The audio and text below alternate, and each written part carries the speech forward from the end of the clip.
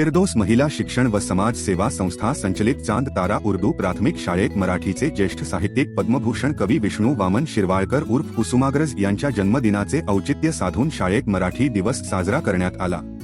यावेळी व्यासपीठावर संस्थेचे सल्लागार हाजी बशीर बागबान हे अध्यक्षस्थानी होत, तर प्रमुख पाहुणे मराठीचे सेवानिवृत्त शिक्षक बी.ए. करजगीकर, अयूब अहमद नल्लामंदू, संस्थेचे अध्यक्षा डॉक्टर जन्नत बागबान, इक्बाल बागबान हे उपस्थित होते।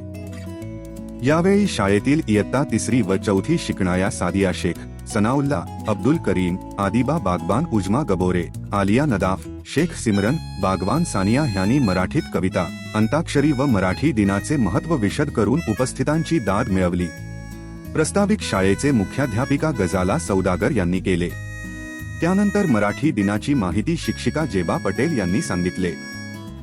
त्यानंतर हाजी बशीर भाई बागबान, अशरफ पटेल यांनी प्रमुख पाहुणे करजगीकर व नल्लामंदू यांना स्पंदन जीवन गौरव पुरस्कार मिळाल्याबद्दल त्यांचा, तसेच प्रमुख पाहुणे इक्बाल बागवान यांचा शाल, बुके देऊन सत्कार केले।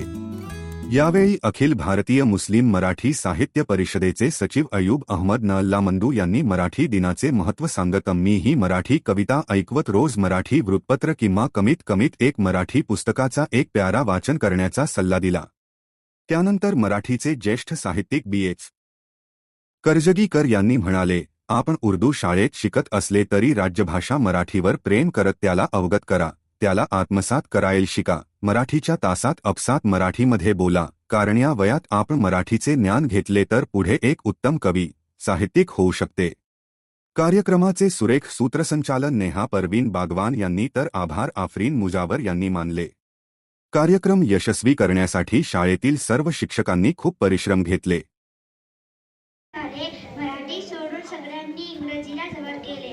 जो पाहावा तो आपले मुले इंग्रजी शाळेत घातले।